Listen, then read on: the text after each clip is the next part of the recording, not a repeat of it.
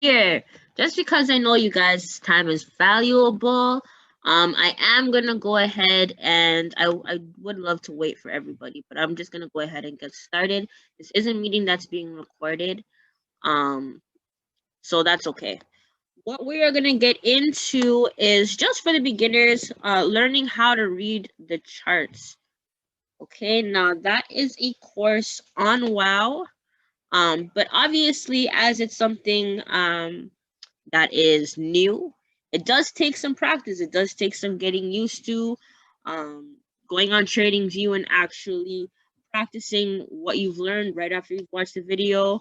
Unfortunately, today is Saturday, so we're not actually able to go on Trading View in the live markets.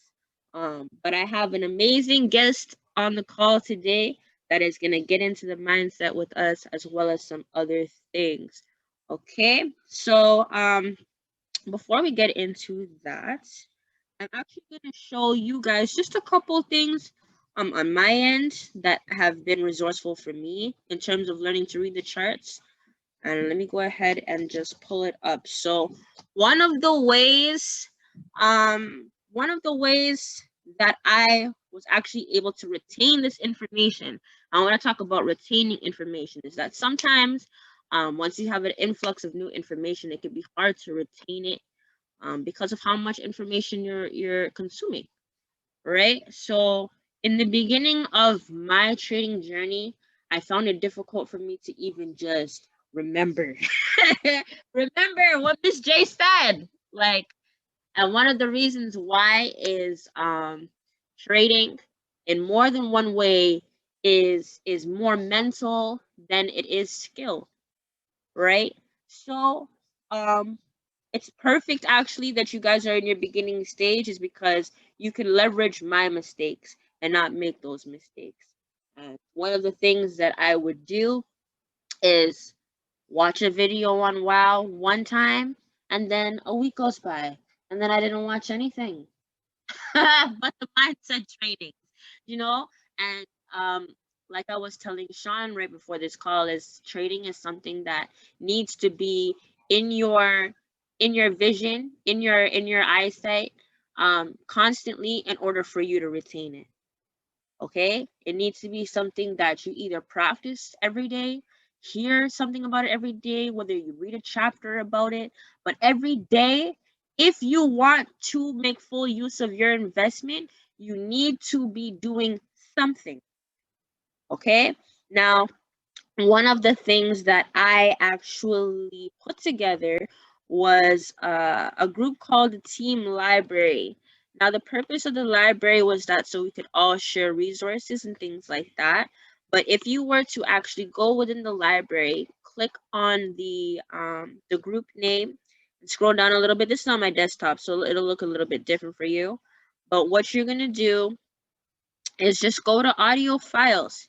If you're a person that finds it difficult to study trading because you are maybe have a busy schedule, um, excuses don't make money.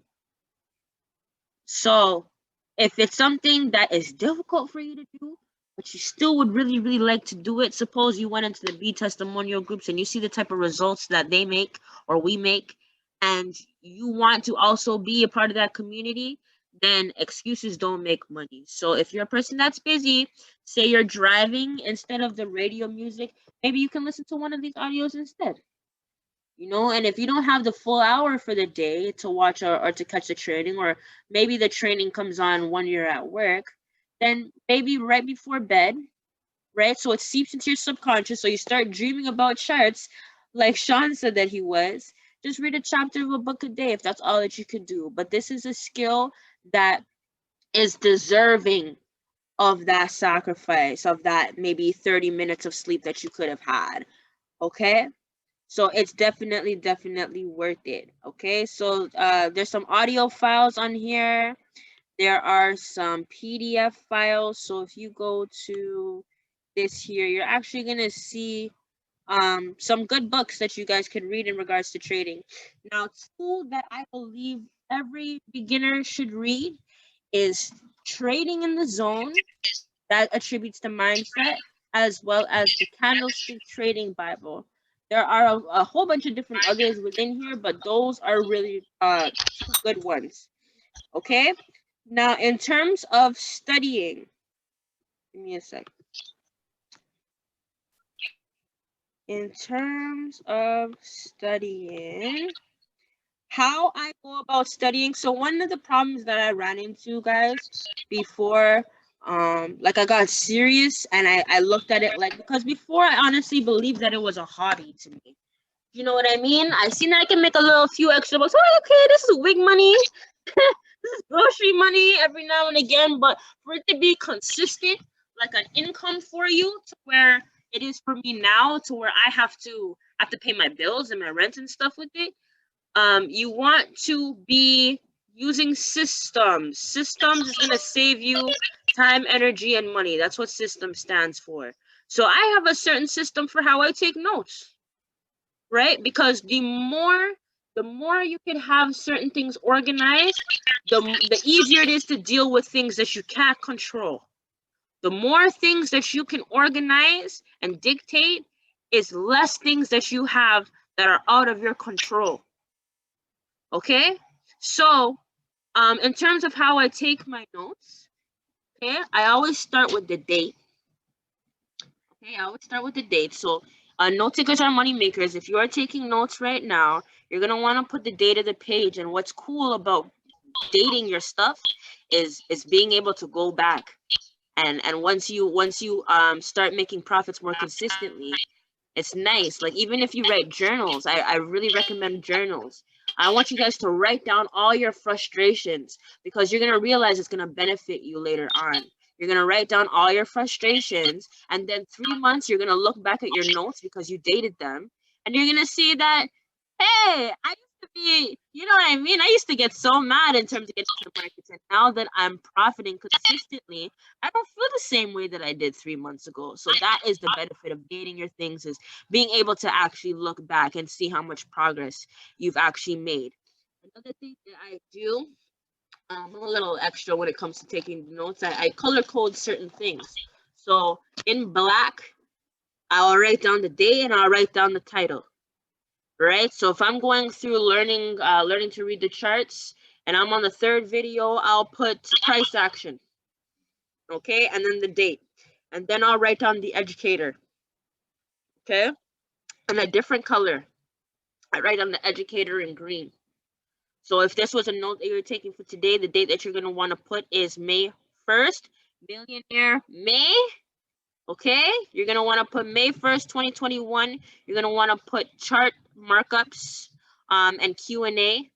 And then underneath it, if you happen to have something else, it doesn't matter now because this is something that you're just hearing, right? But if you have another color, you're going to want to put Miss J there. The reason why I do that is because I'll write down certain things in black. So for example, just the fundamentals, just the basics, just the things that are the same across the board. And then when it comes to little certain insights that they add from their own personal story, I'll write it in the same color. So if I had written Miss J's number down in name in green, if she were to add a little anecdote or a little story or something that helped her that was personal to her, I write that down in that color. I know it sounds kind of like OCD-ish a little bit, but I mean, that's how I'm easily able to, the way that I take my notes is if I were have to train it to somebody else, right? Because I feel like the only way that you truly know something is if you're able to teach somebody else, okay?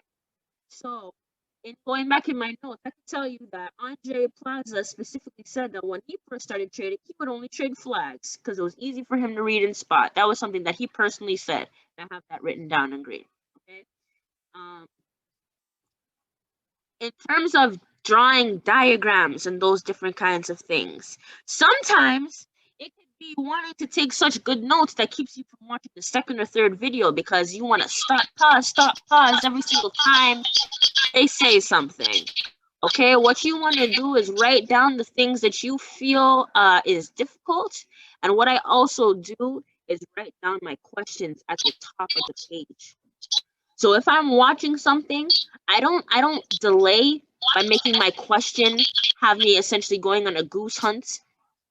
I accept the fact that maybe I don't know it right now, okay? But I make sure that I write that question down so that if I don't know it right now, my resourceful self is gonna know it in a couple days or so. If you have sense, it could literally be within the next hour. Okay, now Sense is an add-on, sorry, not an add-on, an app that you can have access to if you have a gold package and above.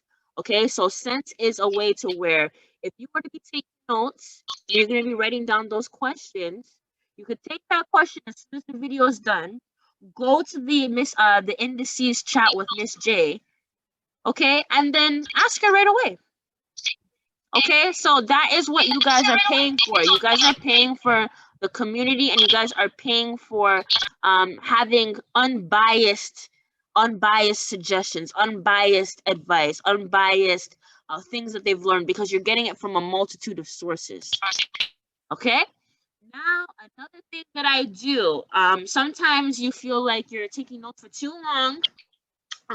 So what I did to help me, and this is also visualization, is I have a, give me a second now.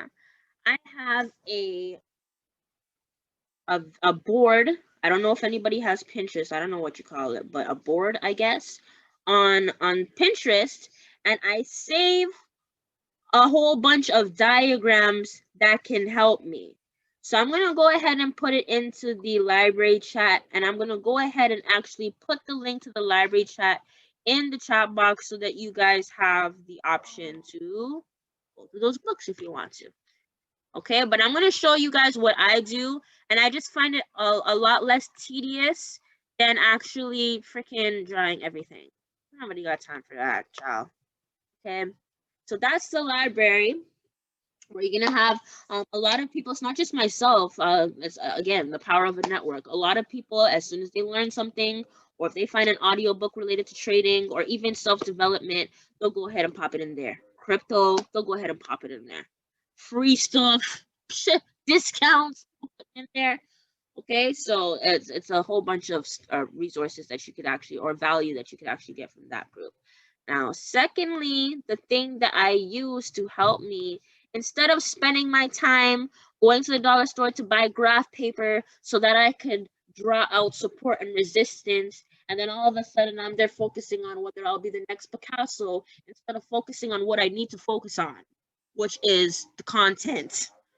Because like I said, I do have a little bit of OCD-ish tendencies, so I will sit there for like an hour. Like, okay, is this line straight? You don't want to get yourself caught up in that, because you want to be as intentional with your time as you can be. So one of the things that I do is go on Pinterest. All right. Go on Pinterest. And I have a whole bunch of diagrams, y'all. I ain't got to draw this. What I can do, if you have an environment, and this another thing that's important too is your environment when trading. You want to have some sense of normalcy all the time. You don't want to rile up your blood pressure and have to be moving things around constantly every single time before you go into the markets. It could be something as simple as that to why you missed a trade. You know, your son had a Lego on the floor and you stepped on it and it pissed you off right before you pressed buy. So you want to make sure your environment is in a good spot. I know that some people can't control that, but hey, right now I don't have an office, so where am I? In my son's bed. Just make do with what you have. Okay, and then if you do have an office space, or you do have a certain spot to where you go study, people know to leave you alone once you're there. What you can do with these diagrams is print them out. Okay, print them out so that you're constantly seeing it. Okay, so what do we know about vision boards? If something is where you could constantly visualize it, then it seeps into your subconscious. If you were to read a book right before you go to bed, it might be something that you dream about, right? The subconscious mind is a lot more powerful than our conscious mind, which is why I honestly believe that it's 90% mindset, even without somebody having to tell me that, right? So before, what I would do is take the notes and be so concerned about buying new notebooks, buying new pens, and all that stuff. And then if you were to ask me where some of those notebooks are right now, I have no clue. I don't know. Okay. So this is a way that I think is easier for myself to study. Once you go through a while, you're gonna realize what type of person you are, whether that's a visual learner, whether that's somebody that actually has to do this and actually physically do it with somebody else in order to learn. But this is a way, you guys, considering there's so many different patterns, that you could literally just visualize, just like you would a vision board, and it will seep into your subconscious. Okay. So those were just some tips in regards to the charts that I have used in terms of getting like, because I feel like it's very unrealistic if you have a busy day to now go back in your notebook and go try to sift through which day. Not realistic in terms of diagrams and patterns and stuff and candlesticks. So this is something that you guys could do. As you can see, they're pretty, I mean, they're pretty neat looking. Okay. So that this platform, this specific playlist with all these little diagrams, I put that into the team library chat. Okay, now without further ado, because she has actually scheduled some of her time out to be able to come and give us some of her sauce, Miss J. Okay, now she inspires me. She is a hero of mine. I don't look towards any celebrities to be heroes of mine or any false prophets or anything like that. It's people like her that I look up to because she is a Black woman just like myself. Okay, and she's making a lot of moves within this forex space, in this investing space. And me being a person that wants to get to her level of caliber when it comes to trading, I'm honored to actually have her on the call. So I am going to give it to you. I'm going to make you the host. Stop sharing. Make you the host, and then you take it away, okay, sis? Sounds good. Thank you so much. No problem. No problem. Thank you. Hey everyone, how is everyone doing? Can you all hear me all right? Good? Can you hear me? Yeah. Wonderful, wonderful, wonderful. It's so lovely to meet you all. I'm tuned in from London in the UK. I know that most of you, I'm assuming rather, that most of you are in the States or Canada side. I'm assuming. Why don't we, and I know that there's a small group of us in this course, so I want to make it as interactive as possible. But first of all, thank you for taking time out of your busy weekend to be on this call. I hope that we have some really good feedback from this call. I hope that you gain something from this call and gain a lot of value. So let me just get straight into it, a little bit about my journey, because I always think it's quite nice to just hear why you should listen to me in the first place. So why don't I just start off with that? So my background is in investment banking. I've been in the investment banking industry for the last 12 years. I worked for one of the top American banks in the world for about 8 years, and then moved over into the consulting side of things, working for one of the big 4 consultancy houses, primarily focused on giving advice to investment banks around their operational excellence. So pretty much stayed in investment banking. But then about 8 years into my career, tail end of me leaving one place and moving into another, I had a breakdown. And that breakdown really was an opportunity for me to have a breakthrough. And, you know, I had to question, why is it that I was upset? Why is it I was unhappy? Why did I feel unfulfilled?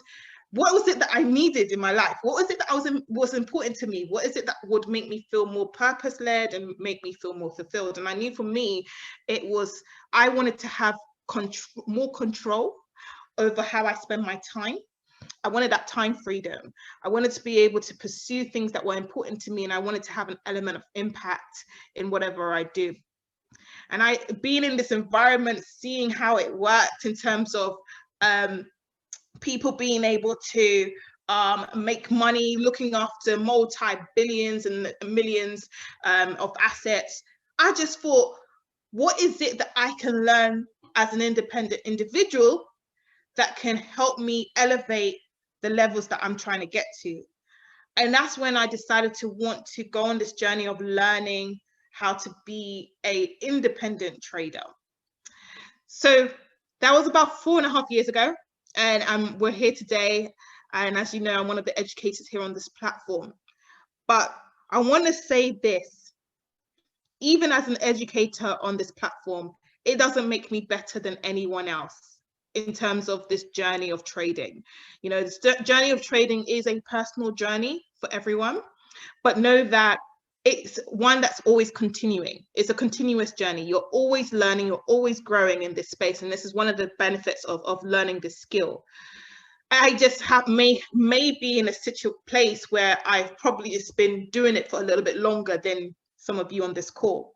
And that's what it is. I'm simply here to share with you the knowledge that I've acquired over the years of practicing this skill, and also help you avoid certain pitfalls, okay? So I'm here to help as much as I can, and I hope that this session that I have planned out for you will be helpful.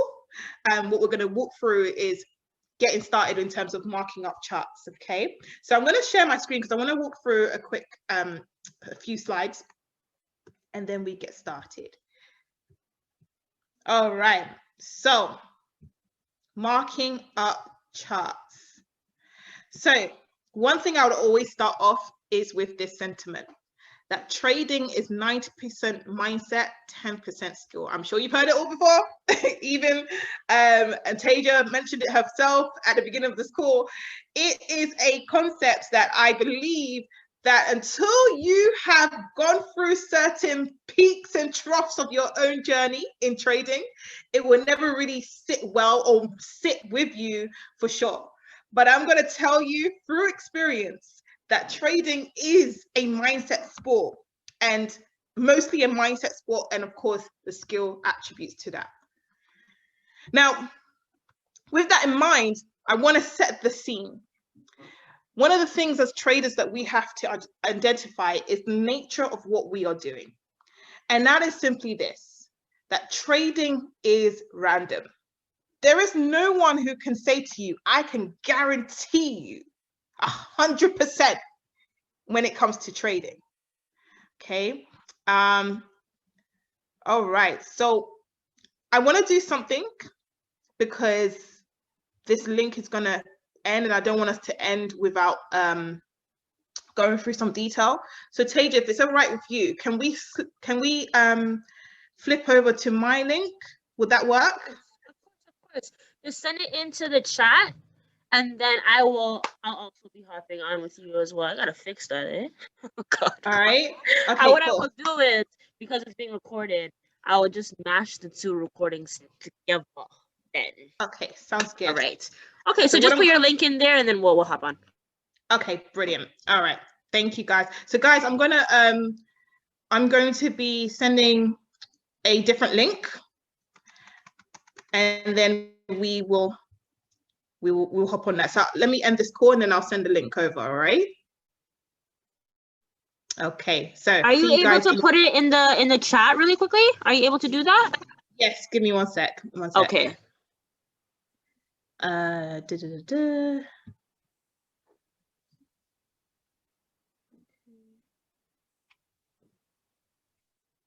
Okay. So this is my personal chat. I mean, Zoom link. There we go.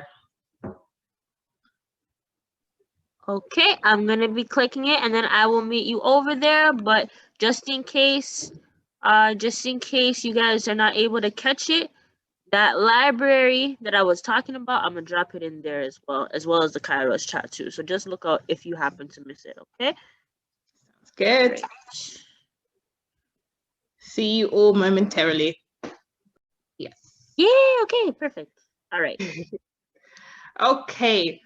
So as we were saying, the session today, we're going to look into marking up charts, and just to get us prepared for that, I wanted to walk through a few key themes. So let me go ahead and share my screen. So when it comes to trading, got to remember that trading is 90% mindset, 10% skill. And your experience as time goes on in this journey, you're going to understand this for yourself more personally, more deeply. I think when you first start off with trading, sometimes a lot of this theory can kind of go over your head, right? So some of the theory can kind of go over your head. But when I say trading is 90% mindset, 10% skill, it's how you process information in this arena as a skill. That's what's going to set you apart with being successful in this trading space. So 90% mindset, 10% skill. Now, another thing to realize is that trading is random. Okay, from a retailer's point of view, from our point of view as individual traders, trading is a random sport. So in essence, the goal is to help you find high probability trades. Okay, and I want to focus on that in terms of a mindset, because you have to understand that when it comes to trading, nothing is guaranteed. If someone is saying to you, I can guarantee you that I'm going to get you X amount from trading, I would be a bit cautious, because the nature of trading is random. However, when you are able to build up a confirmation checklist or a method of operation when you come into the market that enables you to gather a high probability of returns, that is your abilities to be able to navigate an environment that is typically random. So you use your checklist of method of operation to help you navigate a random arena. But it doesn't take away the fact that trading is random. I really want to hope that you guys get that concept, because it will make sense when it comes to chart markups, okay? Now, another concept I want to also make sure I deliver today is the relationship of marking up. You know, marking up a chart shouldn't be done in silo. It's not something you do by itself, but rather there's a relationship between other elements of trading that marking up the charts feeds into, okay? So what do I mean by that? Okay, a typical trader will have 3 key things that they need to look at. The fundamental outlook. So this is the variables, economic news that influences price movement. Okay, so if you think about price, or rather, if you think about what we do as traders, we are essentially trading the movement in price, whether price is going up or price is going down. Price is the element that we are trading. If we are trading price, we need to know what is making price move. And that is what the fundamental outlook gives you, because it's the economic variables that govern the movement of price. Okay. Now, along with the fundamentals, you have sentiments. What are sentiments? Sentiments is essentially the feelings and the reaction to the fundamental news. And the sentiments is the market's feeling and reaction. When I say the markets, I'm talking about the participants in the markets. And what I'm really saying is the market makers, the participants that can make the markets move purely through the volume in which they trade by. Okay, so I'm talking about institutional traders, institutional banks, central banks. I'm talking about governments. I'm talking about proprietary desks or corporate banks, hedge funds, pension funds, private high net worth individuals, and of course retail traders. But in essence, small me, little me, and someone else, we don't have a power from our trading to move markets. But institutional traders or institutional firms that have multi-billions on their books has the ability to sway the market based on what they do. But what they do is driven off of what the fundamentals are in the market. Okay, So what news is being released in terms of the economics, in terms of monetary policy, fiscal policy, in terms of what is happening in government and politics, what taxation or fiscal policy, what is taxation? Is it going to be beneficial to my business as a banker? They're thinking about their clients, their customer base, who they're serving, what is their goals, what is it that they want? And these are all things that are driving their sentiments. And their sentiments is essentially going to tell you whether they're thinking of entering in for buys for price to go up, thinking of entering into sales for price to go down. And guess what that is? That is the trend. Their sentiments drive the trend. And we see that trend through what? Technical analysis. Okay, so hopefully by going through this roadmap, you understand that technical analysis isn't something you can do on its own as a silo. Yes, you can, really, but it will mean nothing or have no context if you do not look into the technical alongside the fundamentals and the sentiments in the markets. Okay. Now, we understand the fundamental sentiments and technical analysis relationship.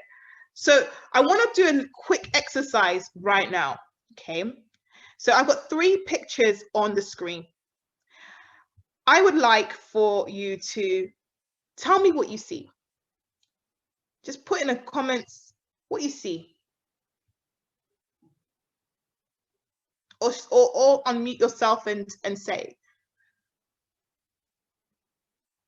3 pictures that you see on the screen. What do you see? A tiger, okay. All faces. A skull, okay.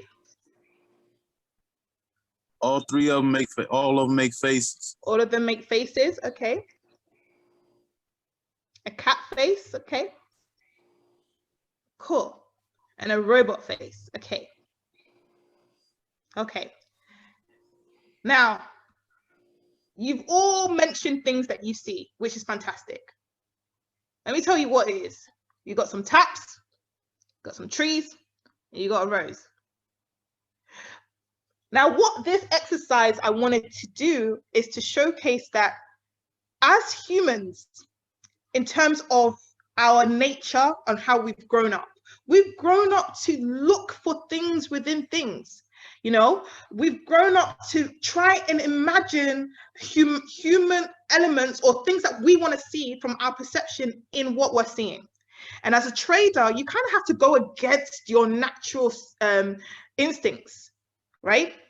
As a trader, I need to be able to look at this picture and say, that's not a face, that's just tap, and just take it for face value. I know that's an ironic point to say face value, but yes, you know, take it for what it is. This is a tap. Let me not use my own bias to look at this and say it's anything other than a tap.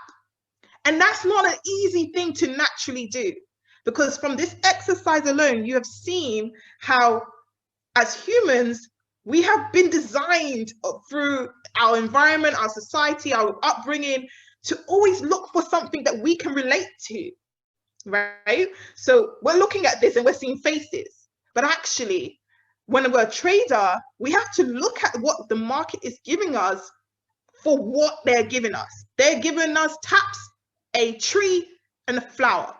And by doing so, we try and remove our own bias and simply make a decision based on the information that the market is giving us. Okay.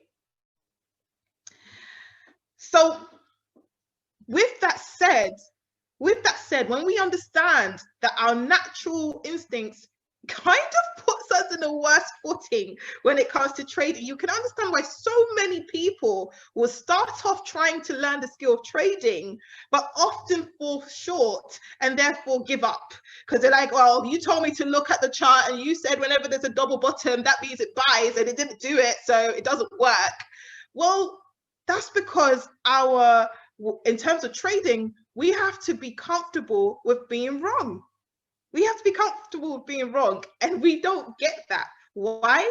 Because we look at the charts and say that technical analysis should guarantee us the right answer. And again, that all comes down to how we've been socially wired as humans.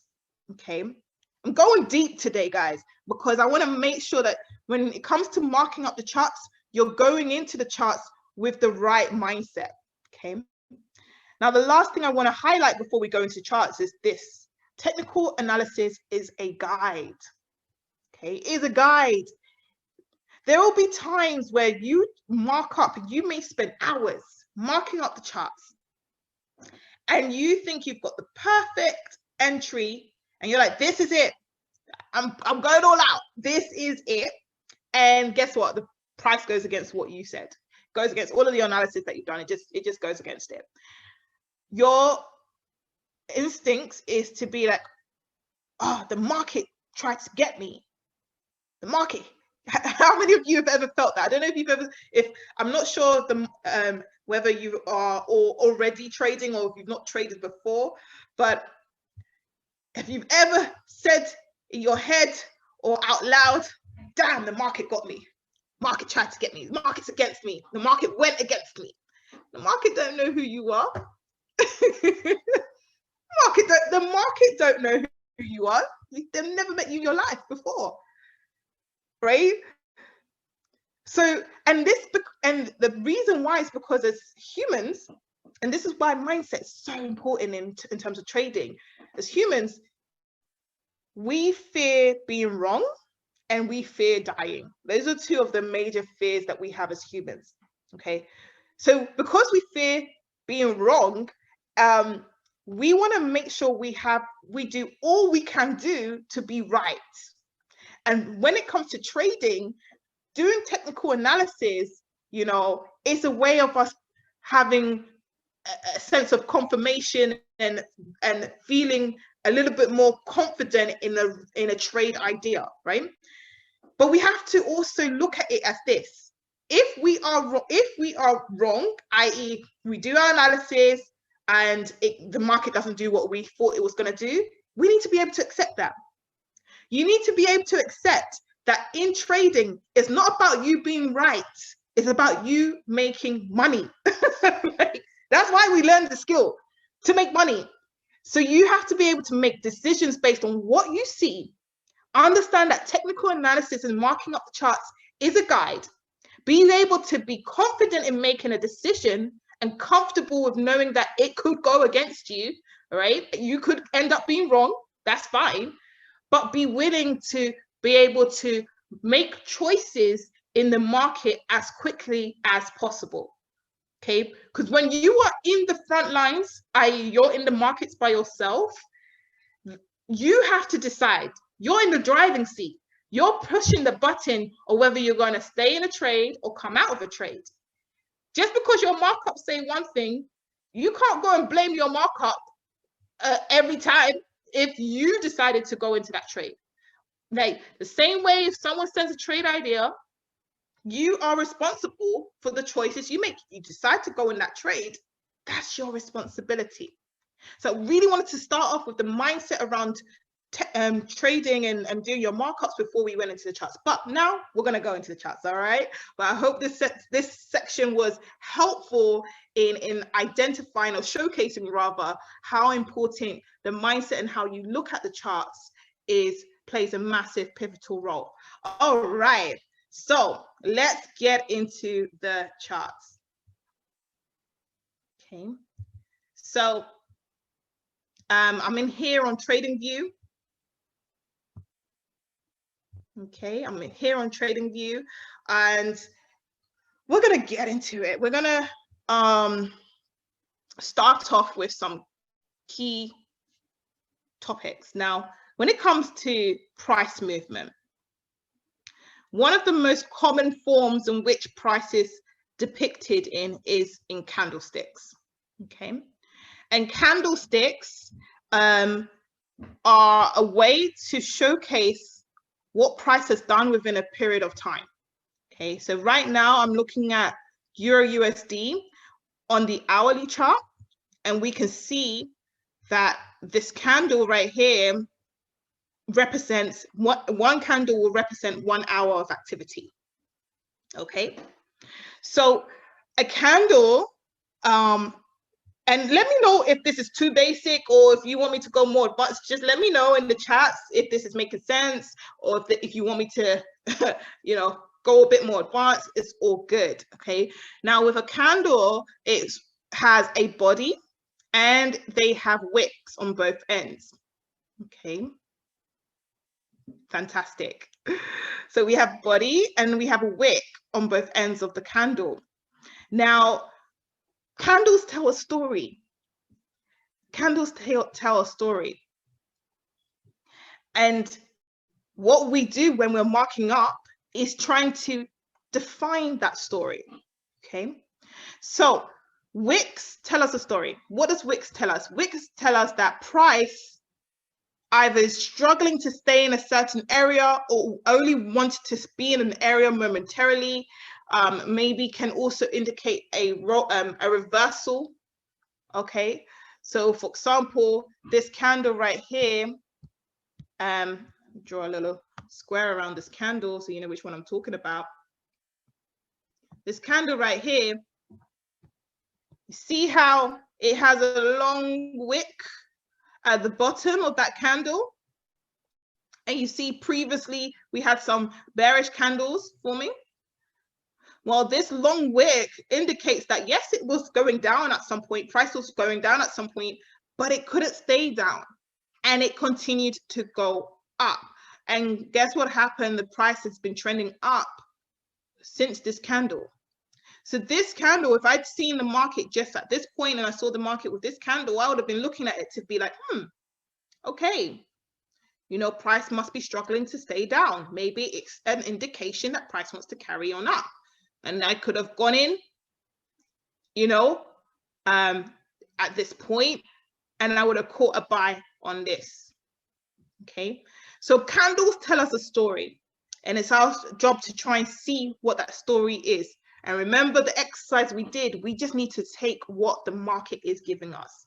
Okay, now how I like to look at candlesticks, or rather the charts, is always work my way from the highest time frame down. So I tend to start off on the monthly, okay, and work my way down. And the reason why is because on different time frames, you'll see different stories. And you want to see the correlation between the stories, and it helps with giving you a better idea of where you are in the charts. Okay. Okay. So I start off with the monthly. In fact, you know what I'm going to do? I'm going to do a replay on this so we can actually see some things in motion. All right. And I'm also going to move this down here. Okay, perfect. So, okay, let's do that. In fact, let's do that. Okay, cool. All right, so we start off on the month. Okay, and in the month view,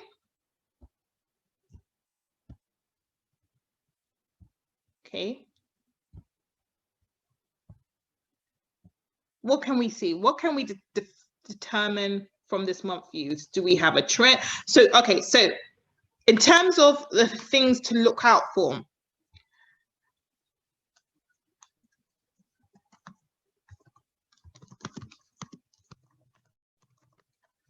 you want to see market structure.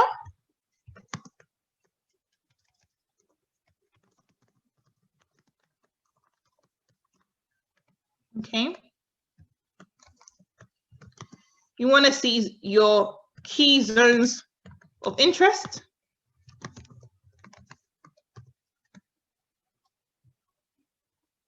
Okay.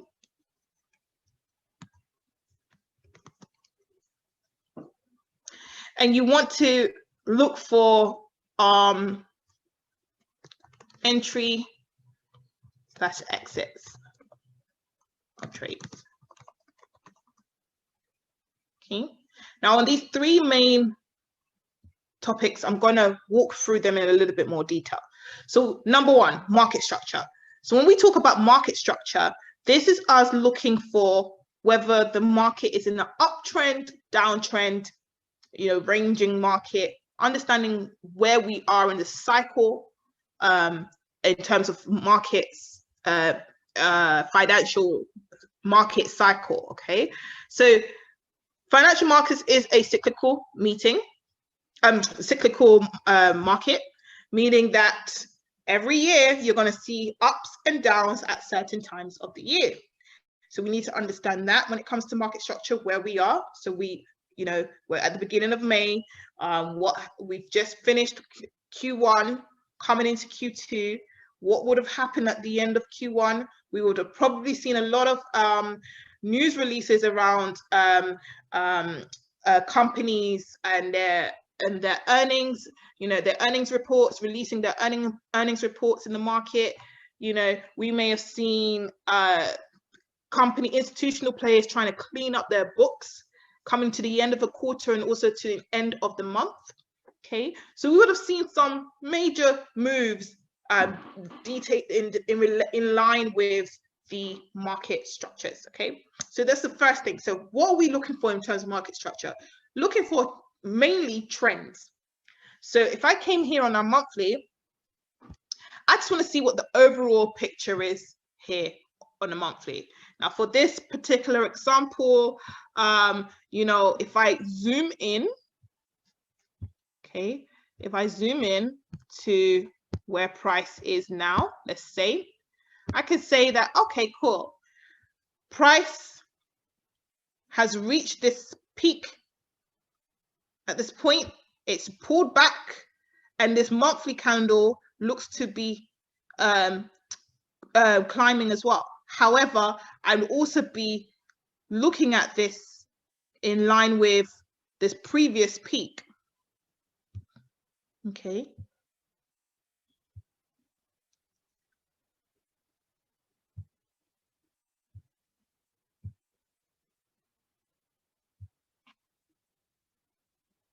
Okay. I want to see if what price wants to do at this point. Now, I'm not seeing much.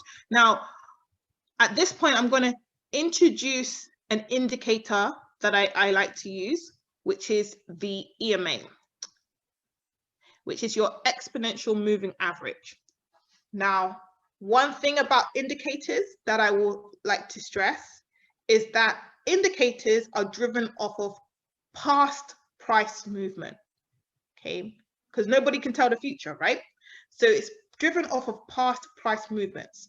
Now, as such, they can't be used as a guaranteed source to tell you exactly what's going to happen in the markets. However, they can give you an indication, hence why they're called indicators, okay? So with that in mind, the EMA gives me an indication of what the trend is, okay? So I use both the 50 and the 200 EMA. And as we can see here, we've got this green line where price is currently above it. So it looks like price was in this upward trend. However, what I'm also seeing is that price on the monthly is between the EMAs. So where price is right now, I would look at this on the monthly and say, it is nearing an area of interest that may see price range between these EMA on the monthly, okay? Now, as I say, I always like to work my way down through the time frames. So I'm going to check in on the weekly to see what is the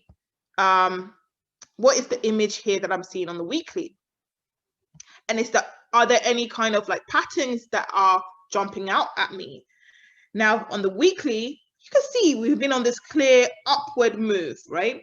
And price even bounced off that EMA as a support and continue to climb. Okay, we can see that. Okay. Now on my daily, I'm going to go into my daily. Okay, so this is my daily. And at this point, I want to actually draw out some key zones. Okay, so let me just find where I put my notes.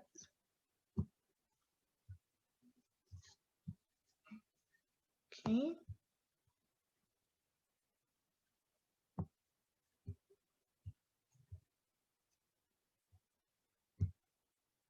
Okay, cool. So here on the daily, we've looked at, going through our checklist, we've looked at market structure in terms of we're looking and we're seeing, oh, it's in an upward trend, got on the monthly, and we can see this upward trend here on the daily. Okay. Then the next thing is to look at our key zones of interest. Okay. The next thing to look at is our key zones of interest. And what's a key zone of interest? This is our areas of support and resistance. Okay. Support and resistance. And what is support and resistance? This is areas in which price has either created a floor where it's bounced off this floor and then continued to the upside, or whether it's created a ceiling where it's finding it difficult to continue up to the upside and actually will hit the ceiling and come back down. So typically, when you are talking about support and resistance, supports are usually where you would expect price to buy at support. Sorry, you expect a trader to buy at support. And if price reaches a resistance, you're looking at possibly selling at a resistance. Okay. So buy at support, sell at resistance. Now a zone, when I speak of a zone, this is an area in which it's either been a support before in the past or a resistance before in the past. Okay, so let me give you an example. If I draw a horizontal line right here, okay, and if we kind of just go into this a little bit closer, you will see that at this area,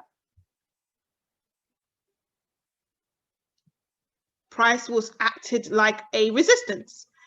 Okay, what do I mean? A ceiling.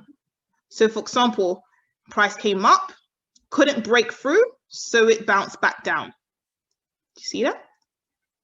But then it did break through the resistance and then came back down. Here, it respected as a resistance again.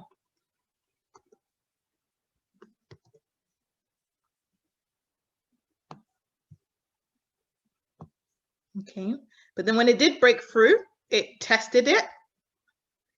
Price tested the resistance and then tried to climb up again, broke the resistance again, and so on and so forth. Point is, we have seen on a couple of occasions in the past, historically, where price has respected this area as a resistance. So I'm going to mark it up. Okay, and I can do as many as I'd like. Now, when I'm usually marking up charts, I'd always say that it's best to, you could mark up zones all day long, but it's best to kind of focus around the area in which price is right now. And in this example, you know, price is right here. This is where price is, let's just say, okay? So with that in mind, I'm gonna be focused on finding the zones close by. So for example, right here, where price is ranged, that's a zone right here, okay? We've got another zone down here, let's say, okay? And we've got a zone down here. And for now, I'm gonna leave it to these zones, okay? Now, if I go to my 4-hour chart,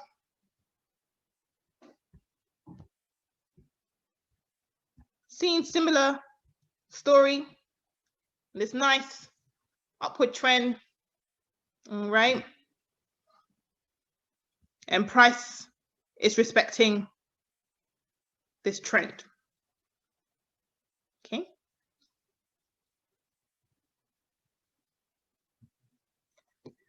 And let me just quickly go back to daily to get my, there we go. Okay. So we've looked at it on the 4-hour chart. We're going to go into the hourly chart.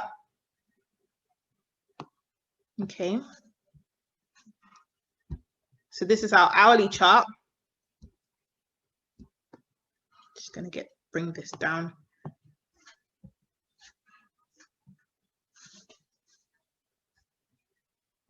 Okay. And here on our hourly chart, we're seeing this strong upward trend. We can see this trend right here. Okay. In fact, we can draw a trend line. We can do that. We can draw a trend line.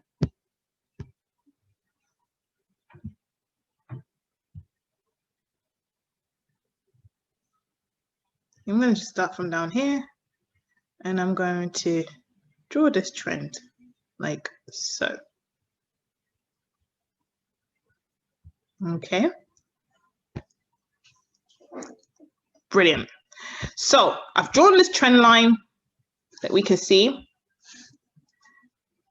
And I've also marked up my key zones of interest. Okay. What next? What else what am I looking for? I want to see what potential options price action can do. Now, as a rule of thumb, on key areas of zones, price can either respect a zone or break a zone. Okay, so for example, right here, price respected this zone as a support. I'm going to zoom in. Right, let me zoom in so you can see what I'm looking at. Okay, so at this point right here, price respected this zone as a support. Okay, bounced off the floor and boom, climbed. Okay, but then at this point, price broke through the support. Okay, the price broke through that support, and you could have taken a sell there. And then here, it respected it as a resistance at this point, came back down, broke, formed a double bottom, broke again, formed another bottom right on that zone A area, and then respected it as a support again, and then it continued climbing. Okay. So in essence, when we're looking at zones, we're looking to see either is price going to respect the zone or is it going to break through? Now, as another kind of rule of thumb, when we're looking at a change or if we're looking to see if price is going to continue on in a certain area just by looking at zones, you want to look for either whether it's going to respect one or if there's going to be a break. Now, if there is a break, you're looking for what? You're looking for a break, a retest, and a continuation. Okay, so if I had missed this potential break in terms of this area right here, if I wanted to go in for a sell and I missed the initial break of this zone, I would wait for a retest. Now, the retest may not come all the way back to the zone, but looking for price to pull back, and then you go in. Now, when I'm looking to see if I want to go into this sell, I will wait for that retest to say, yes, this is now indeed a new support, a new resistance. Okay. So I probably would not have gone into the sell right here based on just this. Now, if I drew out more zones, let's say I could draw a zone down here, drew a zone down here. Okay. We got a different story now. Why? Because now if price had broken through this first zone, let me draw it out. Price broke through this first zone, okay, broke through the second zone, down, did a retest, and then continued to break through the next zones. Again, price came back to retest the zone and then fell. So in essence, based on the theory of when we're looking to trade zone breaks, we may not have caught it initially up here, okay, but we could have caught this potential sell, continuation of the sell here when it did a retest to confirm it is a resistance. And here, when again it retested to confirm the next zone down was also a resistance.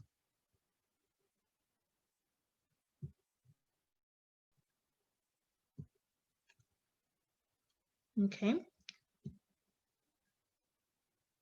This is making sense so far. Please let me know in the chat box that, or if you have any questions, if this is going a little bit over your heads, also please do let me know. Okay.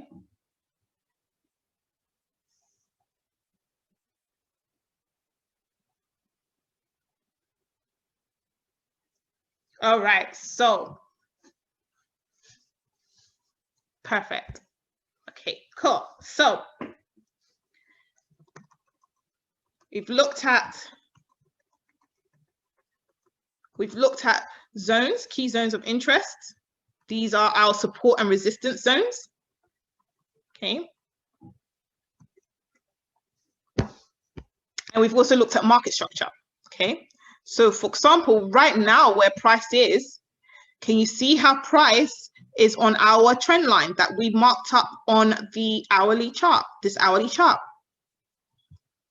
If I zoomed out of this to see a bigger picture, we can see that price has been ranging, or the sentiments of the market has been upwards for a while, for a few days here.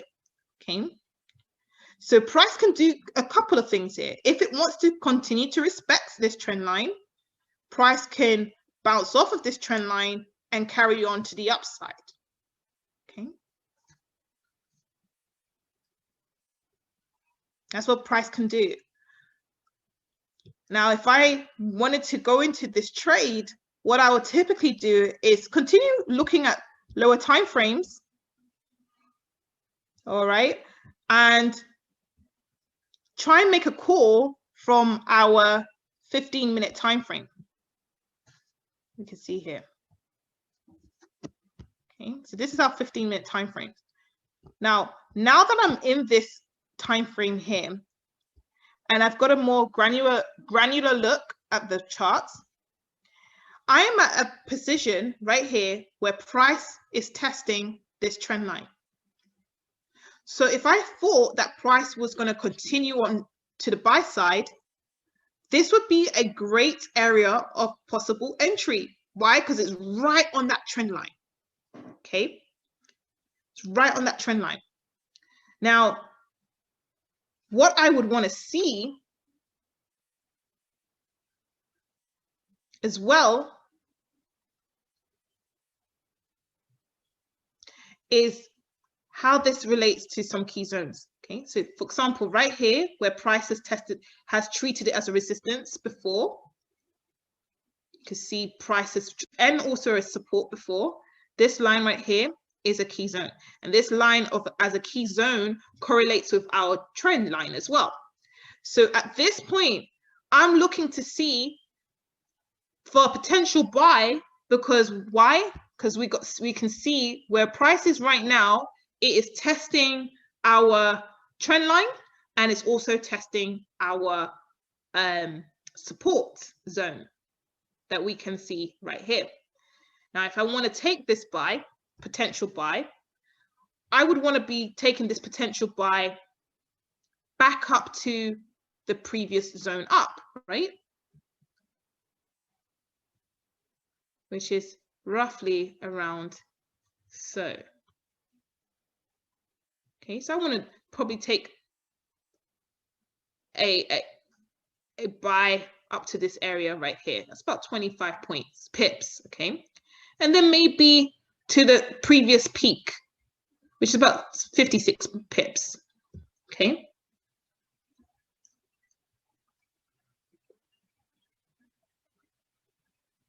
So around here. Oh, sorry.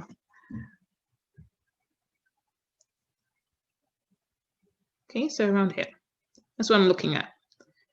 However, as an indicator, I'm also looking at this EMA, and I can see some things that makes me think I need to also keep this in mind. And that is, as much as price has respected this trend, in order to do so, it has broken through these zones. So if I make a call to want to go into this trade, I need to be comfortable with knowing that, okay, cool, if I'm going to make a call for a buy in this trade, based on the fact that price is currently at a support zone and is also testing the trend line, if I make a call to go into this buy, I need to be comfortable with knowing that there is also a potential in a continuation for the sell, okay? So if I'm going into this buy, I'm going to go in with confidence, yes, but I need to be able to make a decision quickly if I see something that tells me that, no, it doesn't want to buy actually, and actually it wants to change direction. Every single time you make a call in the markets, you have to have that in the back of your mind that, cool, price can decide to do whatever it wants. It's random, right? So I may make this call, all right, and then it might go against me. So the EMA that I use is the 50 and 200 EMA.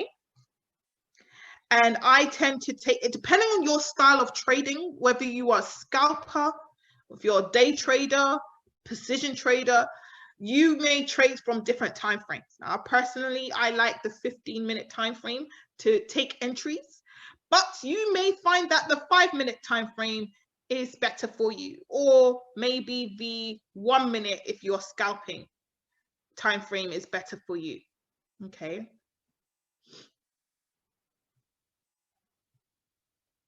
But I'm gonna stick with our 15 minutes.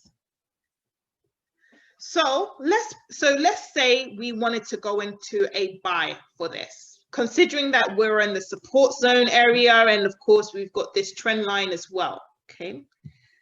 So let's say we went in for a buy round here, looking to take our first TP. Oh, sorry.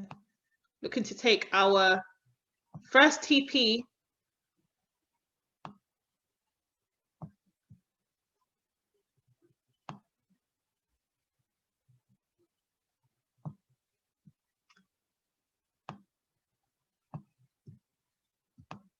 Sorry, I'm just trying to get this. Okay, cool. So we're trying to take our first TP around here. This would be our TP1, let's say. Okay. Say we're looking to take our TP1 around here, and we're looking to take our TP2 around that previous peak. Okay. And how I'm setting these TPs is simply by the key areas of interest. Okay. Let's just say we do that. Now our stop loss, you know, I would want to, again, maybe put that in line with a previous zone. So looking at price movement here, see price, you know, we've got price creating a support zone right here previously. So I may make my stop all the way down here. Let's just say, out of argument's sake, okay? Now let's hit play, let's see what happens. Okay. So far doing some things, but then I may be in this trade and then boom, it's broken our support. It's broken through our support and it's climbing again. So at this point, I'm thinking, okay, if it breaks and retest, I may need to re-review what I'm doing. Okay. And as we can see, let me pause it right now. You see how it broke and retested? Now, as a trader, you have to be comfortable that you could be wrong. And I did this on purpose, guys, but you have to be comfortable with being wrong. So based on looking at the trend line and looking at support zone, we thought this was going to continue this was coming to test the trend line and buy it. But now that we put in our trade, we're in this trade and we're currently in minus, what was this? Minus 15 points, I think it is. We're currently in minus 15 points. We need to make a call. Is price going to stay below this support zone? And make it resistance. And therefore, do we need to come out of the buy? Now, some people will be struggling to make that call because they feel like, no, my analysis is so right. My technical shows me this. I have to be right. And this is what I was saying, that when it comes to the mindset of the trader, you've got to be comfortable with that. Okay, cool, didn't work out that way. Let me quickly come out of the trade and limit the amount I lose. All right. So let's continue playing. So let's say we stayed in. What's going to happen? Okay, price is now coming back. Is it going to break back into this above this zone? No, it's not. It's not breaking back above this zone. So at what point do you want to come out of this trade? Boom, it's just dropping like dropping. Okay, so in all essence, I would have come out the minute it broke and retested to make this a new resistance, and I'm in a buy. I would have exited the buy, taken my L, and then re-reviewed. Okay, and what did we say about support and resistance zones? We said that the key aspect of support and resistance is to look for areas where you're going to break and retest. And if we have here what price has done, it's done a break, retest. Okay, at this point, I would have re-reviewed what my initial thoughts of a buy, and seen that, price has broken out of our trend. It has also broken through our support. So maybe price wants to continue on to the downside. I want to wait for a break and retest. We had a break. We had that retest. So at this point, should have made a call to be like, you know what? I'm going to stop my buy and I'm going to go in for a sell. Okay, and I'm going to make my sell make my TPs rather, in line with the previous zones that I can see. Okay, so let's say to this point. Okay, so we would have a TP. This would now become a TP1. This will become our TP2. Okay, just in terms of the key zones that we've marked up, this will become our TP3, let's say, and this will become our TP4, let's say. Okay, let's just say that's how we're looking at it. Okay, so this is an example where we've got to be able to be quick to make a call in the markets. Now, what I'd like to do whenever I see a break and retest is actually go and see what it looks like on the higher time frames. And on the hourly time frame, it's a very clear break, retest, and then the boom. All right, so let's say, let me just replay.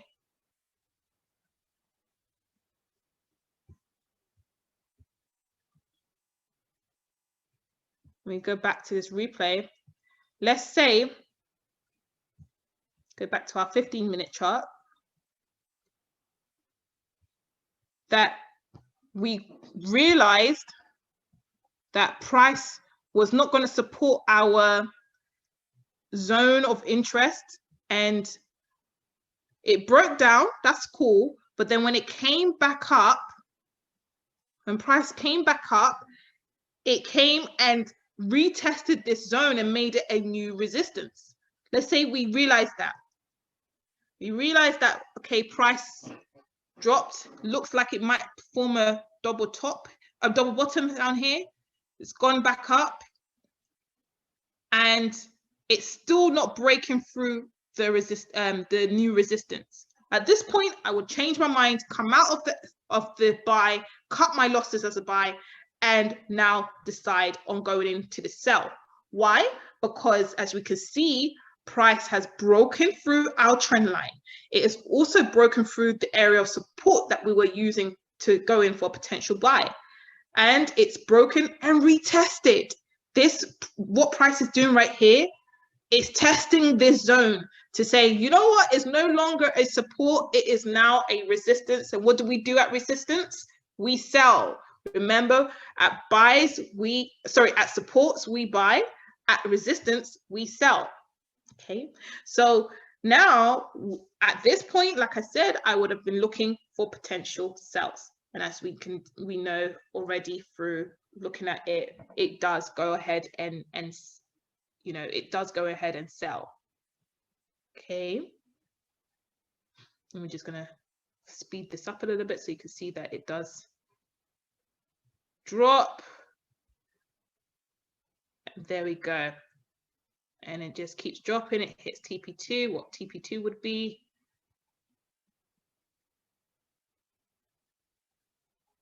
Okay. And we can see that price then breaks through each zone. And now it's testing this zone right here to see if it's going to make it a new resistance. Okay, so this is where price is right now. Now, based on where price is right now, this is live. Well, you know, obviously the markets is closed, so it closed at this area right now. If you'd gone into it, you would have made about 94 pips. Okay, now where price is right now, we can see that price is respecting this zone as a resistance. So price may well continue on to sell. We see that price has done this. It broke through, price broke through, retested, came, retested this as a support, broke through it, retested, made this a new resistance, and now it's ranging, but is struggling to break above this resistance, making me think that this wants to continue on with its sell. Can you all see that? And that is simply by looking at the market structure, the key zones of interest, and using that to help us identify what our entry and exit points of the trades will be.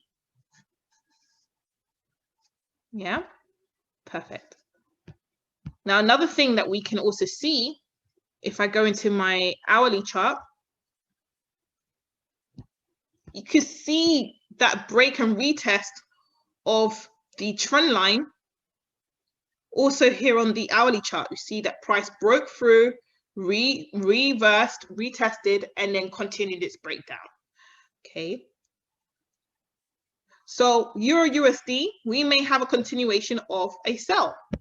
When Monday's a bank holiday, so when Tuesday comes, we may see price continue on its way down on Euro USD. But one thing I would also highlight is that price could decide to make its way back up and retest this trend line before dropping once again. Okay. So I know this was a lot of information for a setting. So I'm not gonna go into too much more detail, but as a recap, okay, when it comes to trading, know that technical analysis is a guide. It's not going to give you a guaranteed result.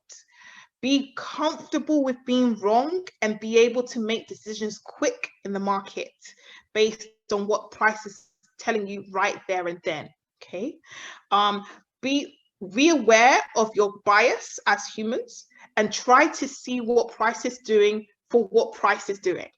Okay, not try to put your bias on the charts. Be comfortable with marking up your market structures, i.e. your trends, knowing that this is being driven by the sentiments in the market, which is driven by fundamental analysis. Okay, so be comfortable with that. And then, of course, know that whatever you're doing in the markets is your choice, your responsibility, your decision, and be comfortable and confident in your abilities to make a call when you need to and stick to that decision, but know when to change and flip your decision as and when the information you get in the market also changes. Okay, so I hope this was a good valuable session for all of you. I hope you were able to learn more about the mindset and approach that you should take towards marking up your charts. And I hope that this was a good intro to marking up your zones of interest and also marking up your zones of interest and your supports and resistance and also your market structure. But if there are any questions for the next 10 minutes, I'm happy to answer those questions as best I can. So, brilliant. Love to see the feedback. Thank you so much, guys. So yes, let us know if you have any questions. Ms. J, quick question. What are the best indicators that you use? I know everybody uses their own indicators. Just want to know what are your top go-tos for indicators? Sure. So good question. Thank you for your question. So I am someone who I don't really use indicators much. I'm more of a naked trader, meaning I look at what price is doing, and I look at key levels and zones in the market, based my trading ideas on that, and I focus a lot on the fundamentals as well. However, I do use the EMA because I see that as a way of just confirming what I see with the naked eye in terms of the trend. Okay, so I do use the EMA, and I also sometimes use, to be honest, that's the only one I really use. Sometimes I use, where is it gone? Hold up. Okay, so below, sometimes I use my RSI as an indication as well of whether price is overbought or oversold. But in all honesty, naked eye, looking at markets and understanding the charts, understanding price movement based on fundamentals has been more effective, let's say, for my style of trading. But I know that people use all sorts of indicators, but yeah, for me, I'm not really an indicator person. I use the EMA as a way of confirming what I can see already. And yeah. Thank you. No problem. Another question too. When you say about sentiments, right? Are we talking about trend patterns kind of thing? Yes. Trend reversal patterns? Okay. Yes, exactly. So if we're in an upward trend, that is driven by the choices that other participants have made in the. I'm just gonna mute you for a moment because I can hear some feedback, but when I'm done, you can unmute yourself and ask a question. Sorry. So I was saying that when it comes to sentiments, what we're seeing when we're looking at the charts is it being depicted as trends, right? So sentiments is essentially the decisions that participants have made in the market, and it's a trend. And as a retailer, we are just trying to jump on the trend. right? So we don't make the decisions, we don't make the sentiments, but we follow. We are a follower. So the trend would already be done for us. Like the participants have already made their move, they've already gone in. And what we are doing is trying to catch on, jump on when the train has already started moving. So yes, sentiments is your participants, your institutional market makers. I call them market makers. So your sentiments is your market makers' choices that they've made in the market, whether they're going in an uptrend or a downtrend. So that's your sentiments. And then for us as traders, our goal is to jump on that train at some point. So we may not catch it straight away, but we will catch it. That's the goal anyways. I hope that answered your question. Yes, it did. One last question. So I've been in stocks for maybe 6 months now, and I guess when you're doing your technical analysis, sentiments, fundamental outlook, you look at, I guess, the news. You know, like what is the news saying about it? Like, is that certain things that you guys do over here? Where does the news play? Okay, so where would the news fall in like those three things? Technical analysis, sentiments, fundamental. So when I talk about fundamental analysis, I'm talking about the news. So fundamentals is your economic variables, and that is your news, right? So news on monetary policy, news on fiscal policy. So things like interest rates, inflation, employment rates, things that's all governed by monetary policy. But then things around taxation or things around stimulus. So I know in the States, you know, you've got your stimulus package that's been rolled out, everyone getting their check. That's all part of the fiscal policy of the markets, right? And then you've got, of course, headline news, like what companies are doing, what decisions they've made, what's happening in terms of world events. All of this feeds into the market sentiments, and whether people are feeling confident in the markets or whether they want to pull back from the markets. You see that being depicted in the charts. Okay. Do you also look at like guys like Goldman Sachs or Elon Musk when, like, for example, Elon Musk is going on Saturday Night Live this week, right? And a lot of people are talking about that, like he's going to be talking about XRP and the price might go up. Do you guys look at that, like with someone like that, with him just saying one thing and then the next day the market is completely changed? You know, do you guys look at that too? So when it comes to trade, so when it comes to trading, right? Yeah. There are so many different things that are going to influence price movement. Yeah. Some things will have short-term influence, others may have longer-term influence. And I would say people like Elon Musk, who has a high influence in his area of expertise, it doesn't, essentially what he says often you'll see a spike happen in the market because of what he's said, but you'll often see some form of kind of correction happen in the market. And if it is a true trend to the upside, then you will see a continuation of it. But whether he says something or not, price is pretty much going to be governed by your core fundamentals. But of course, if someone with high influence does say something, there usually will be a spike in the market in some way or form. And yes, you should take that into account when it comes to trading.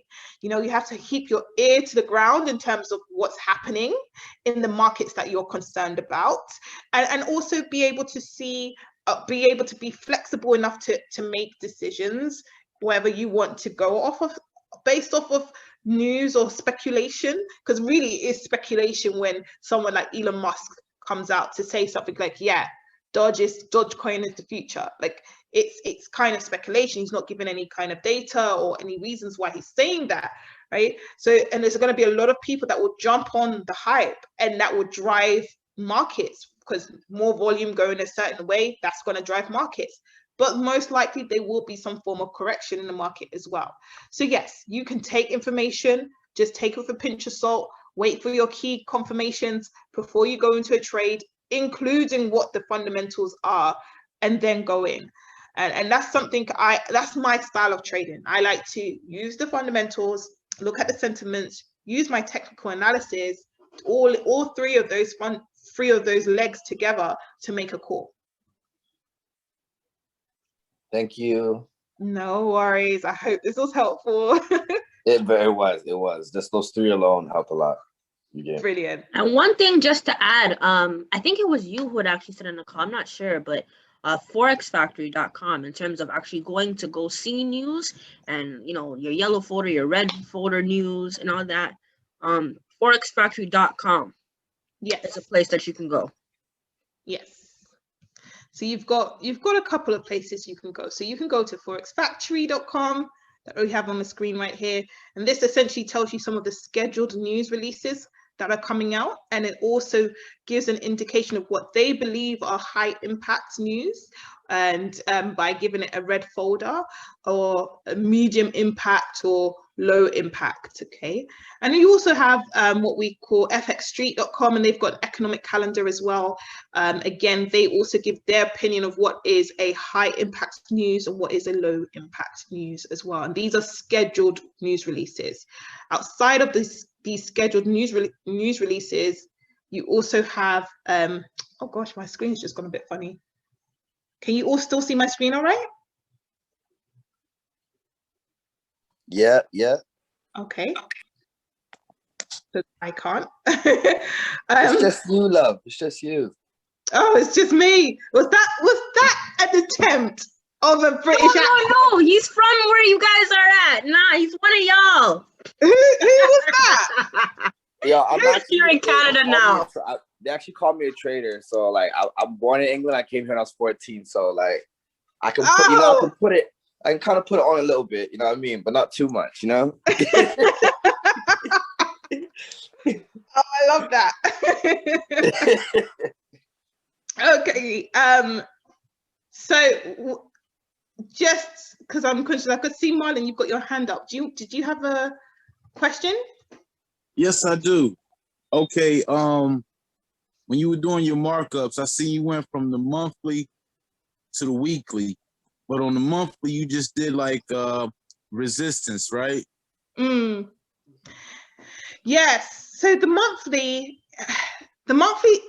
gives you like a really high level picture, and typically when I'm looking at the monthly, I'm not looking at the monthly to give me an indication of, sorry, one second, my computer is really spazzing out right now, so I can't really see much, but we're gonna go with it. So when it comes to the monthly, we kind of want to see overall what's been happening, but in terms of how we can okay, thank you, sorry, it looks, yeah, I fixed it now. I don't know what happened to my screen there. I was really struggling, but anyways, we move. So when it comes to the monthly chart, it tells you a really high level, macro level view of the charts, of the markets rather, and it can give you an indication. That I tend to like to look at this at the beginning of the month and at the end of the month, because then the candle has formed a bit more stronger, so you can kind of see what it's looking like it wants to end like. So if it wants, for example, this candle right here on the monthly, so on the last day of April, no, sorry, first day of April, sorry, this is the April month, this is the April month candle. You can see that it's actually was a bullish candle, but it's kind of ending with a bit of a wick at the top of that candle. Right. Right? You can see that. Now, in addition to that, that's also, I know it's not a complete EMA, but you can see that it's below that 50 EMA as well, that red line. That indicates a move to the sell. Okay, so I would have looked at this near the end of the month, like Friday, last week, let's say, this week just gone, and I would have seen this and I think, okay, price wants to end with a wick on the monthly, on the top of the candle on the monthly calendar. So maybe we may see some sells in the next month. And you can see that if you look at back in history, you can see that tends to be the case. Like, for example, this month ended with a wick at the top. this month also ended with a wick at the top. And remember, wicks tend to show us or tell us a story of potential reversal in the market. Okay, so let me just delete everything for a second. So here, where what happened last time when they had wicks, price moved to the downside. Okay, because they had wicks at the top on those months. The next few months, price moved to the downside. Okay, so wicks tell us a story. So when I'm looking at the monthly, I just want to see what the overall picture is of the month, and also what story it can potentially be telling me. And as I can see here, price respected back in January. This EMA came down.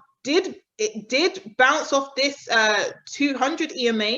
Okay, so it's looking like that's why we've got that positive move to the upside. But the fact that price is ending with a wick, I would be thinking that potentially the next month we may see price throughout the month of May, we may see price trying to move to the downside. But the monthly chart, it's really difficult to tell to be able to make a call just off of the monthly, because that's 30 days or 31 days worth of data that you're trying to make a call off in one chart, if that makes sense. But it gives you an idea of what the image is, let's say, of the market. And as I can see here, I would have looked at this and said, look, there's some potential double top forming, right? So we had this major top here, and then we have another double top here. So actually, maybe for me, looking at this monthly, maybe over time, we may see price come all the way back down to the middle of this double top, right? So we may see price come all the way back down to the middle of this double top right here.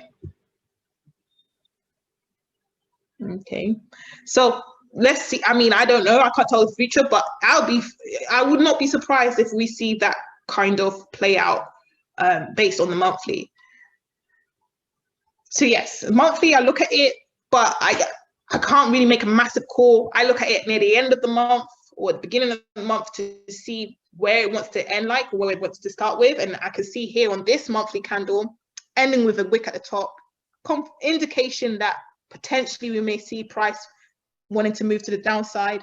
And then we've got this possible double top as well on the monthly. So again, and of course, it respecting the 50 EMA as a resistance. So again, we may see some downward moves in the next month of May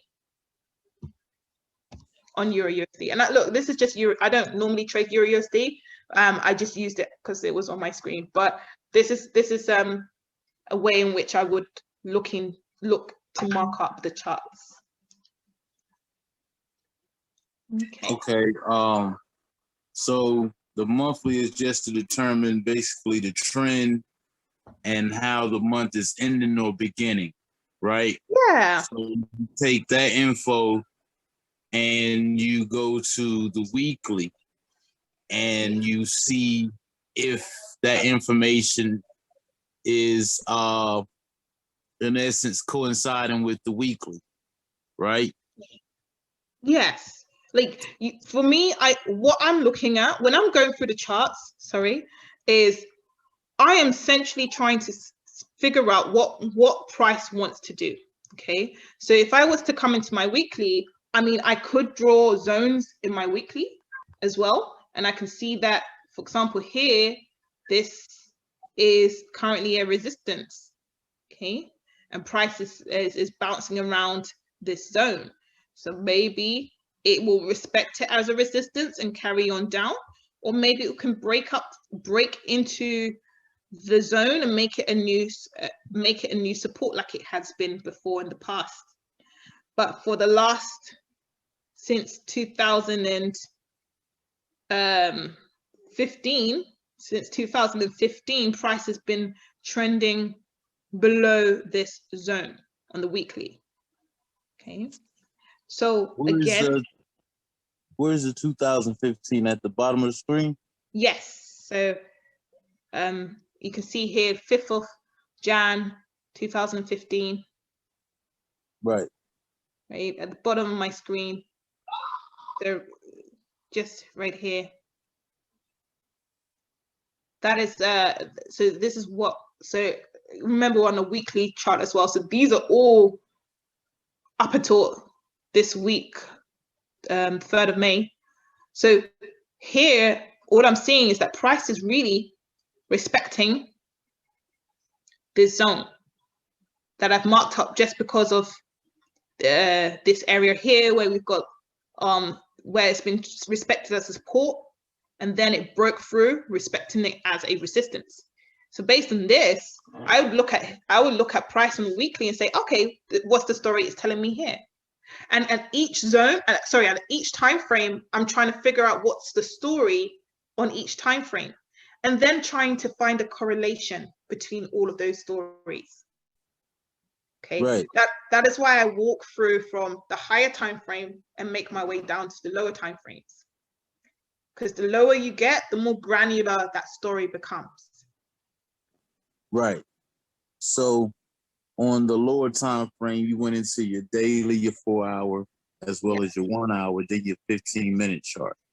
Yes. And you said you like to enter on the 15-minute. But in entering on the 15-minute, how long do you stay in that trade? Is that determined just by you or by your SL or your TP or? So I may enter the trade on the 15 minutes, but it doesn't mean that I'm only looking at the 15 minutes. So I would enter the trade on the 15 minutes, and then you know, from that I would set what I would like to say on my psychological TPs and stop loss. Okay. Right. Now, of course, if I'm sending a trade idea, I'll actually put those psychological TPs and stop loss on the signal that I send out. But that doesn't necessarily mean that I'm only going to look at the trade from a 15-minute chart. Okay, yeah, I wanted to get a more sniper entry, let's say, so I go to a lower time frame to do that. Right. But in terms of structure, in terms of analysis, I'm always going to be flipping through the charts. I want to see what's happening on the 15 minutes. I want to see what's happening on the hour, what's happening on the 30 minutes. Are we still on the same page across all time frames in terms of the story that price is telling us? Right. Right. So on each chart, the candlestick, say if it's a 15-minute time frame, each candlestick represents 15 minutes, right? Yes. Okay, so that applies to all 4-hour. The candlestick is a 4-hour time. Exactly. So would you use what the candlesticks is doing as well? Like what you see in the candlesticks, whether it's engulfing, whether it's bearish candlestick or candlestick patterns. 100%. That is my trading style. I like to look at the patterns that the candlesticks are doing, but I look at those patterns in alignment with the market structure. So the trends, the key zones of interest, and the patterns.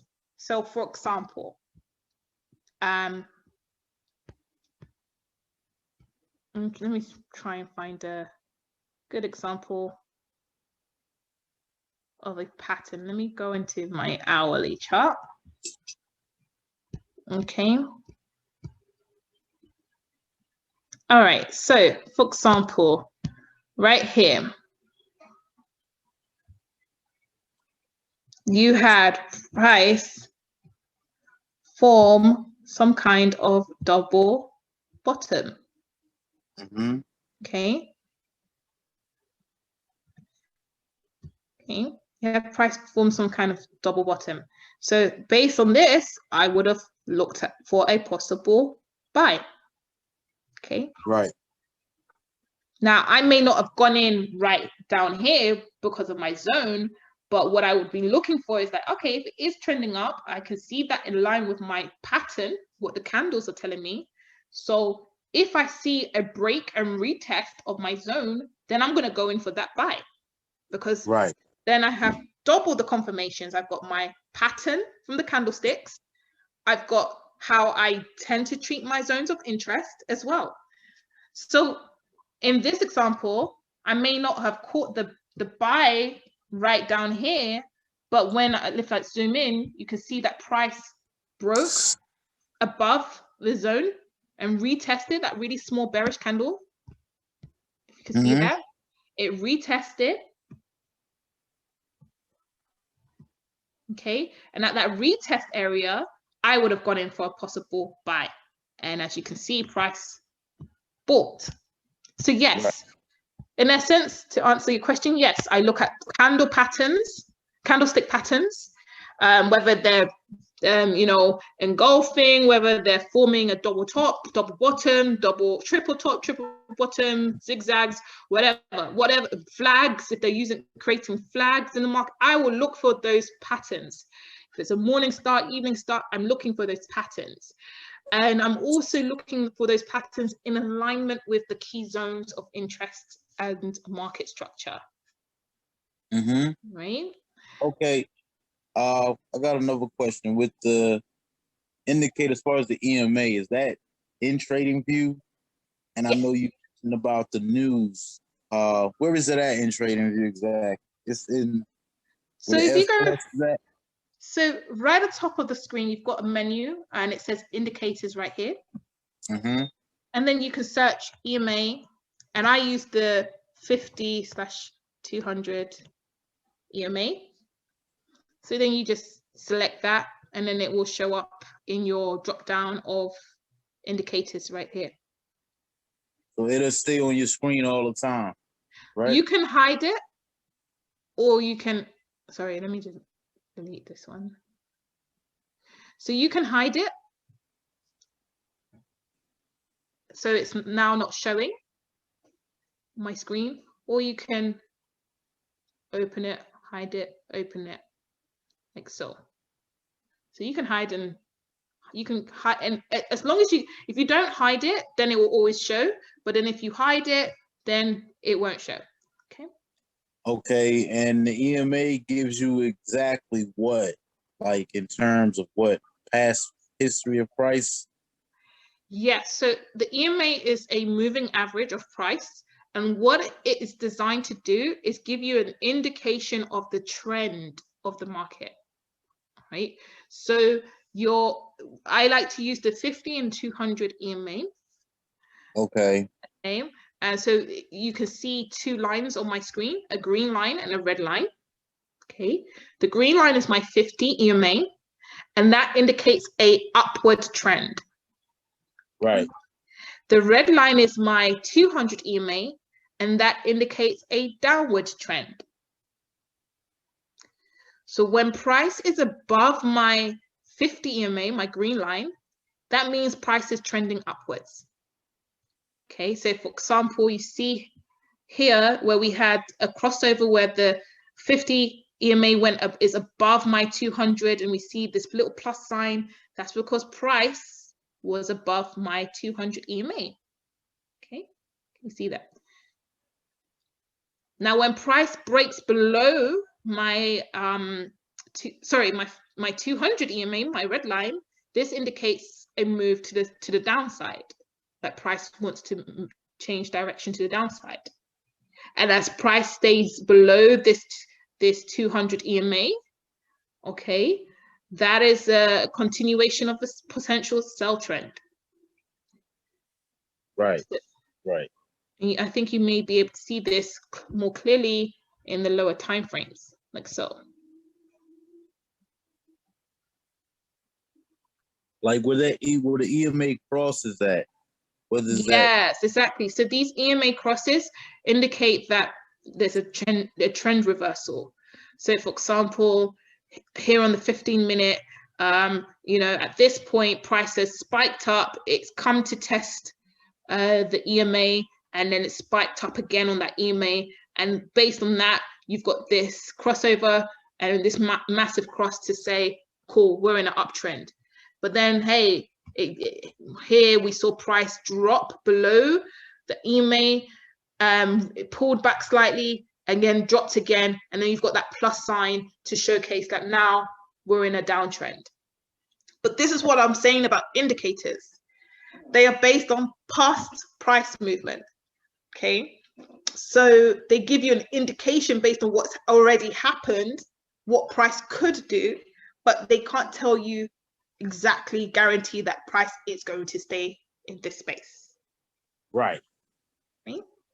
So yes, that's how I use the EMA.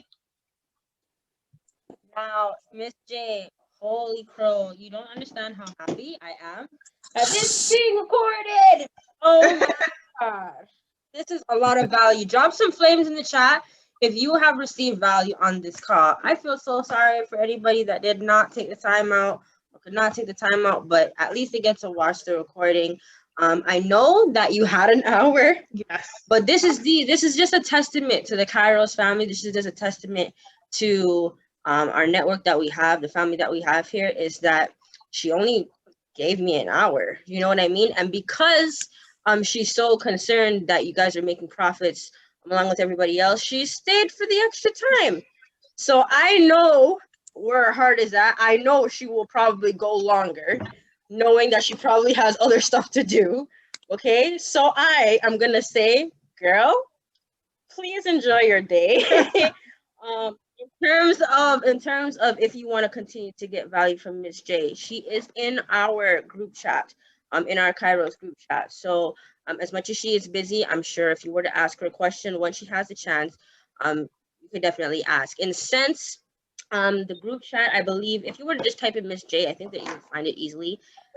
If you have a gold subscription and up, you will be able to access Sense and message her anytime that you want and be amongst the other people that are tuning into her other calls. So the beautiful thing about that is if she doesn't answer, everybody that's tuning into her calls may get an answer and you may get value from them, right? So thank you so much. And what I'm gonna do really, very quickly, I'm going to pull up, sure, yes I can. I'm going to pull up the WOW schedule. So as I said, you guys pour value into yourselves every day. You want to go on the schedule. What you can do on the actual WOW schedule is when you go and you press schedule at the very top, and then you go and you just click today, it will actually tell you all of the educators that are going to be hopping on. As you can see, Miss J is on the list. So if you would like to turn on the notifications, I got a huge amount of value on this call, so I'm going to turn that baby on. Okay, and then yeah, you guys, hopefully we can do this again in future. But yeah, give another shout out to Miss J for actually taking the time off, and we can meet on a WOW, and then yeah, you guys have a good rest of your day. Miss J, thank you. no worries. Guys, I hope this was helpful. Thank you so much for spending this time with me, because it's not just me on this call, it's all of you guys too. So I appreciate you guys. And look, in Kairos, we're here to learn together, win together, grow together, make it to the top together. So I'm excited to be a part of this journey with you guys. And if I've been able to help and add value in some small way, then I am happy. So yes, hope you have a great rest of your day. UK to the world, yes, Sean. My UK brother. Awesome. All right, you guys, we'll meet in the group chats, okay? All right, take care, everyone. Okay. All right, thank you. Bye-bye. Bye. Bye-bye.